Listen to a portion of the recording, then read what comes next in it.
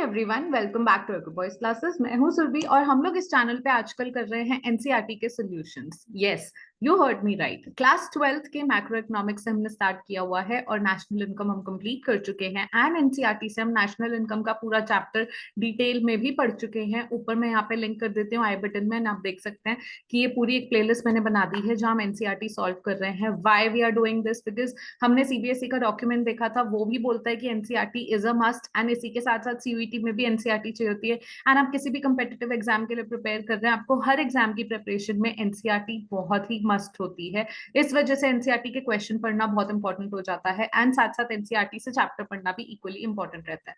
अब आपका ये क्वेश्चन आएगा कि हम लोग एनसीईआरटी के क्वेश्चन क्यों कर रहे हैं पहले, हम चैप्टर क्यों नहीं कर रहे? ये रिवर्स प्रोसेस में एक हेल्प होती है कि आप लोग जब क्वेश्चन पहले करते हैं तो आपको एक आइडिया लग जाता है कि कौन से इंपॉर्टेंट टॉपिक्स हैं, ताकि फिर जब आप चैप्टर पढ़ते हैं तो आपको एक अलग तरीके से आइडिया आता है। Yes, this is based on this assumption कि आप एक बार पहले ओवरव्यू या अपनी क्लास में चैप्टर अटेंड कर चुके हैं, ताकि आपको कुछ कुछ पता है इसके बारे में। एंड देन इसलिए हम एनसीईआरटी से बाद में रीड करते हैं, because otherwise most of you find NCERT very difficult to read. इसीलिए पहले क्वेश्चन करते हैं, फिर एनसीईआरटी से रीड करते हैं। I hope this doubt is clear. And बाकी बहुत सारे लिंक्स मैंने डिस्क्रिप्शन बॉक्स में दे दिए हैं, सो वो चेकआउट करते रहिए। एंड अभी मैं स्क्रीन शेयर कर देती हूँ and let's solve another set of questions. कुछ हमने मनी एंड बैंकिंग स्टार्ट किया था एंड कल कर दिए थे, बाकी के हम आज कर रहे हैं। So just give me a minute. Okay, I think we are good to go. And let's start with we already covered three questions yesterday, and today we are going to do question number fourth कर लेते हैं पहले। ठीक है, सो ये पढ़ लेते हैं। क्वेश्चन नंबर 4 क्या कह रहा है? Suppose a bond promises ₹500। ये बॉन्ड की बात कहाँ से आई है एंड क्यों हम बॉन्ड एंड ओवरऑल ये सारी बातें कर रहे हैं, उसका भी एक रीजन है। Just hold on, let me see why my this thing is not working. I think just hold on, my connectivity is not working with this particular thing, I suppose. And let me just see what is the issue so that we can solve it. Yeah, I think that's fine. I think कभी कभी stuck हो जाता है, so let's just do it. But हाँ, we were talking of what is bond, and ये bond की बात आई कहाँ से? So सबसे पहले जब हम मनी एंड बैंकिंग कर रहे हैं, हमने मनी के बारे में देखा है। तो मनी का क्या होता है ना, मनी की सप्लाई तो हम बहुत ध्यान से पढ़ते हैं कि मनी सप्लाई होता है, आरबीआई कर रहा है, मॉनेटरी पॉलिसी है and all that thing. But money की डिमांड का नहीं देखते हम, हालांकि दिया है एनसीईआरटी में, बॉक्स में दिया है, बट बहुत टेक्निकल हो जाता है कभी कभी, which is why we avoid it mostly. And I told you कि मनी डिमांड कब होता है, 3 मोटिव होते हैं। हमने प्रिकॉशनरी मोटिव की बात नहीं की, लेकिन मेनली जो मोटिव होता है वो ट्रांजैक्शन मोटिव होता है एंड स्पेक्यूलेटिव मोटिव होता है। ट्रांजैक्शन मोटिव होता है जो आपकी इनकम से लिंक होता है and day to day activity, day to day transaction के लिए आपको जो जो मनी चाहिए या जो जो आप मनी डिमांड कर रहे हैं, वो ट्रांजैक्शन मोटिव होता है। स्पेक्युलेटिव मोटिव ये होता है कि कोई भी बहुत ज्यादा पैसा घर में नहीं होल्ड करना चाहेगा। So what if you are earning से 3 lakhs per month, and if you're earning 3 lakhs per month, obviously अगर आप उस सबको ट्रांजैक्शन के लिए रख के बैठ जाओगे तो मनी बढ़ेगा कैसे, उसकी वैल्यू कैसे बढ़ेगी? Which is why people choose to invest. अब इन्वेस्ट कहाँ करोगे? या तो आप बैंक अकाउंट में डाल दोगे, उसके बदले आपको इंटरेस्ट मिलेगा। सेव करोगे, सेविंग के बदले इंटरेस्ट मिलेगा।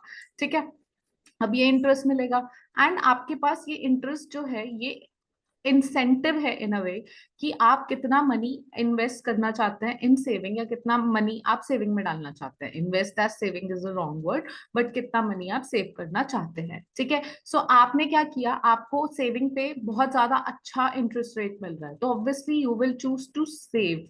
ठीक है, तो आप अदरवाइज सेव नहीं करोगे, इंटरेस्ट कम होगा, तो आपके पास ऑप्शन क्या होता है? तो आपके पास ऑप्शन होता है बॉन्ड। अब ये एक बॉन्ड होता है जो से let's this is a paper, this is a bond.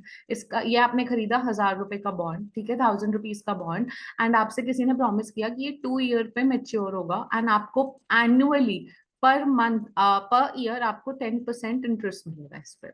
ठीक है, सो आपको लगा हाँ ये ठीक है, 4 साल में मेच्योर होगा। सो अगर मैं यहाँ पे इस तरह से लाइन क्रिएट कर लूँ एंड 2 ईयर्स बना दूं, तो ये 1 ईयर हो गया, एंड 1 ईयर में भी ये 6 मंथ्स हो गया, ये 1 ईयर हो गया, देन आपका और 12 मंथ्स हो गया। ठीक है। देन आपका 24 मंथ्स में ये एंड हो रहा है, ये 18 मंथ्स हो गए, इस तरह से हो गया। सो आपको पता है कि आपको अब यहाँ पे 10% मिल रहा है 1000 पे, यानी 100 मिल रहा है पर ईयर। तो आपको 50 50 50 एंड 50 ये तो मिल ही रहा है, एंड एंड में मेच्योरिटी पे आपको पूरा का पूरा 1000 भी मिल रहा है साथ में। ठीक है, ये आपको पता है, ये आपके लिए एक इंसेंटिव हो गया। अब या तो आप बैंक में डालोगे या आप बॉन्ड में। अब यहाँ पे बात रहता है expected interest rate. Expected interest rate क्या होता है कि स्पेकुलेटिव मोटिव में आप एक्सपेक्ट कर रहे हैं, जैसे आज आपको इंटरेस्ट रेट जो है वो आपको इंटरेस्ट रेट बैंक ने बहुत ज्यादा कर दिया है, तो आपको पता है कि यार ये फ्यूचर में ना कम होगा, तो मेरी रिटर्न कम हो जाएगी, तो बेटर है मैं बॉन्ड में पैसा डालूं। ठीक है।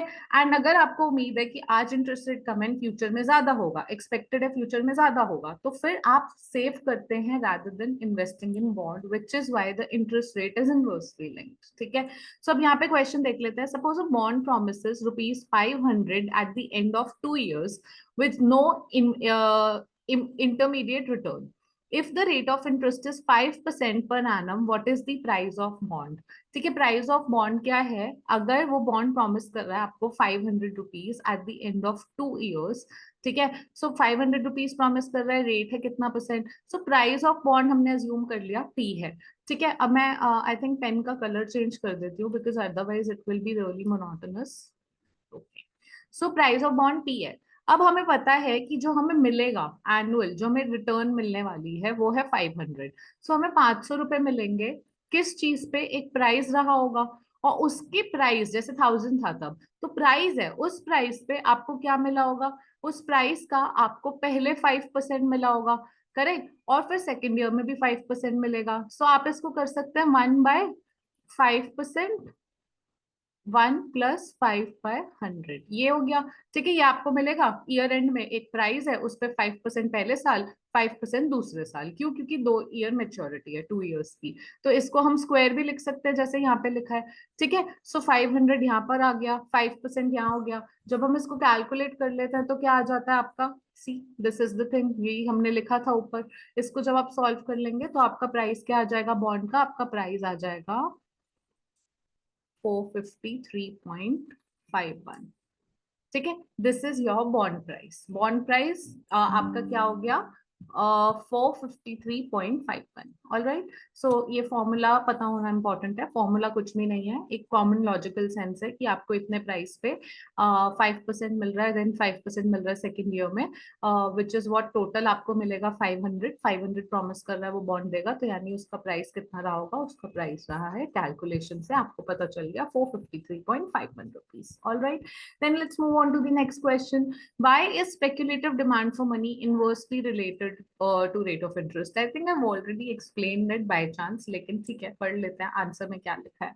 ठीक है, so people have a tendency to hold wealth by means of property, bullion, bonds, etc.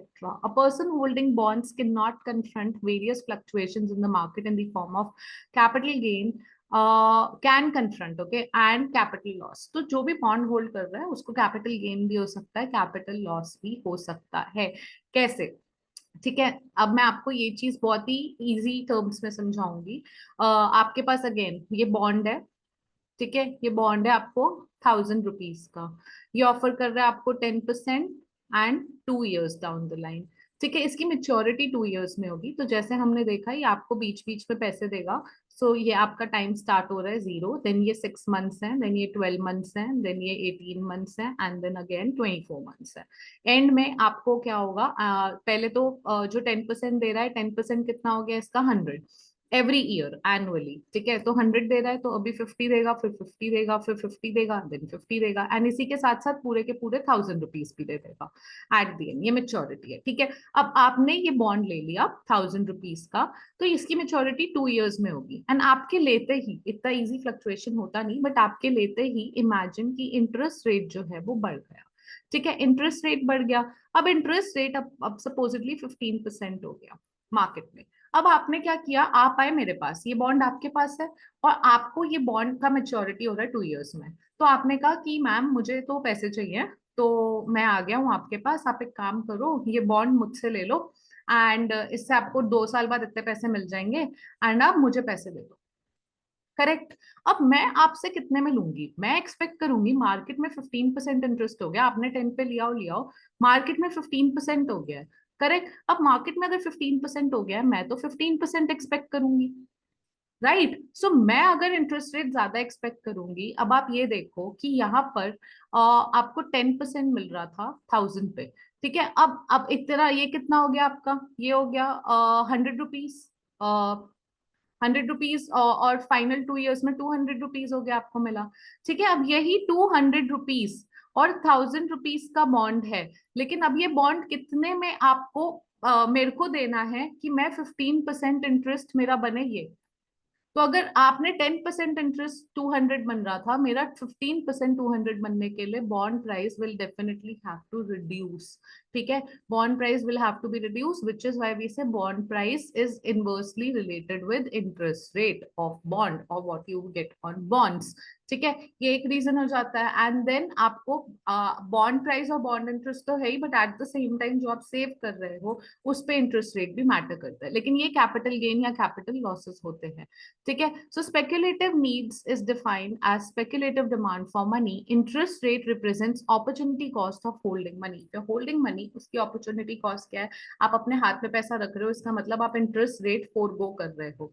यानी जो इंटरेस्ट रेट, अगर अगर यही मनी, अगर 100 रुपीज मैंने अपने हाथ में रख लिया, अपने पर्स में रख लिया उठा के, सो वही 100 रुपीज अगर बैंक अकाउंट में होते तो मुझे उसमें इंटरेस्ट रेट मिल रहा होता, which is why cost of holding money और opportunity cost of holding money is interest rate, ठीक है। So this is what they are saying. The speculative demand for money is inversely related to the interest rate. क्यों? When interest rate on securities is very high, then people expect interest rates to fall in future. Of course, अगर बहुत high चल रहा है तो लोग expect करेंगे कि future में ये fall होगा, और क्योंकि future में ये fall होगा, this implies that future bond prices will rise again. देखा, future में fall होगा अगर interest rate, तो future के bond prices बढ़ जाएंगे, and then bond prices will rise, indicate capital gain. यानी इसका मतलब है बॉन्ड होल्डर अगर आप हो तो आपको कैपिटल गेन हो सकता है, सो ऑब्वियसली अपना कैपिटल गेन मैक्सिमाइज करने के लिए आप बॉन्ड खरीदना प्रेफर करोगे, ठीक है। You will convert your cash balances into bond, thereby leading to low speculative demand for money. Speculative demand for money is when you are demanding money, you are holding money for speculative purposes. You will not hold money for speculative purposes because you will invest that money into bonds expecting कि future में उसका interest कम होगा, आपको capital gain होंगे because उसका price बढ़ेगा, ठीक है। And vice versa, to minimise loss, कल को इंटरेस्ट रेट आपका कम हो जाता है, to minimise loss people tend to convert bonds into money, and फिर आपकी हाई स्पेक्युलेटिव डिमांड होगी। अगर इंटरेस्ट रेट कम हो जाएगा, फ्यूचर में एक्सपेक्टेड इंटरेस्ट कम होगा, ठीक है, इसका मतलब बॉन्ड के प्राइसेस फ्यूचर में बढ़ेंगे।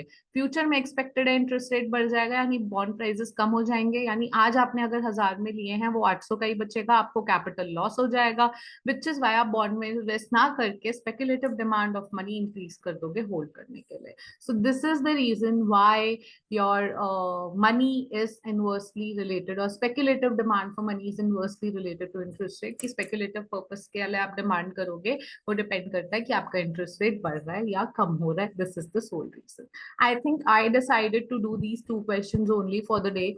मैं कल आपको ना लिक्विडिटी ट्रैप का कॉन्सेप्ट डिटेल में समझाने वाली हूँ, and we'll do only this question, no further question, ठीक है। बाकी ये alternative definitions of money supply and legal tender, high powered money, ये सब हम बाद में करेंगे। कल we are going to specially focus on liquidity trap separately and only 1 question and the concept also, because I think that is crucial and पता होना चाहिए, इसलिए हम सिर्फ एक ही वीडियो छोटी सी बनाएंगे जहाँ पे हम ये क्वेश्चन एड्रेस करेंगे एंड एनसीईआरटी से इसका सोल्यूशन तो देखेंगे, साथ साथ ही कॉन्सेप्ट भी क्लियर करेंगे, ठीक है। So I hope you like this video, like share and subscribe, you know, and comment section में कुछ भी अच्छा लग रहा हो, कुछ अच्छा नहीं लग रहा हो, या सिर्फ एक थम्स अप या एक हार्ट इमोजी छोड़ के जरूर जाइएगा, it really means a lot to me. Thank you so much for appreciating and loving my videos, and I will see you next time. Take care and bye bye.